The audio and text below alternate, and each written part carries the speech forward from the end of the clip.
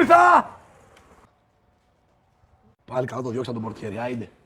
Ταμίλα, αγάπη μου, γύρισα, πού είσαι? Όπα, φιλαράκι, πολύ φορτσάτος μπήκες. Εσύ ποιος είσαι? Η Ταμίλα πού είναι? Εγώ είμαι ο Πίδας. Ποιος Πίδας? Από το Πελοπίδας. Εσύ ποιος είσαι? Εγώ είμαι αρχοντής, ρε. Πού είναι η Ταμίλα, με δουλεύεις? Έχω φέρει εδώ πέρα δώρα. Φώναξε την, πού είναι? Τι δώρα, ρε, Βασίλη, έφερε Ιανουάριο μήνα. Τι σε νοιάζει εσένα, ρε, πού είναι, φώναξε την, πού είναι? Έχει δουλειές τώρα, κάτσε, εντάξει, θα τη φωνάξω εγώ σε λιγάκι. Περίμενε. Λοιπόν, μέχρι να έρθει πάνω να κάνω το μαλλί, να βρασκαριστώ πρόσφυγα τα πράγματά μου. Εντάξει, το δώρο μου, κανόνισε. Ταμίλα, πού είσαι, ρε, σε ζητάει ένα ζωντόβολο εδώ, ξέρω, έλα λίγο, σε παρακαλώ. Ταμίλα, τι κάνεις εκεί, Μάρη, κοιμάσαι. Σήκω, ρε, Ταμίλα, σήκω, ρε, ήρθε ο αρχοντής, ρε. Ποιος ήρθε? Αρχοντής ο γλυκός μου. Αχ, βασικά, τι λέω, τον άχρηστο, το έχω νεύρα. Έλα, γιατί περιμένω και εγώ τη δικιά μου. Άιντε. Επιτέλους, αργάνα μου, πού είσαι? Για μένα είναι, μωρό μου είναι τέλεια.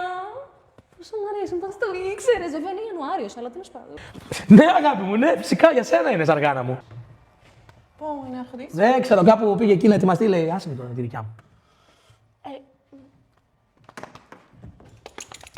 Αυτή είναι η πρώτη του.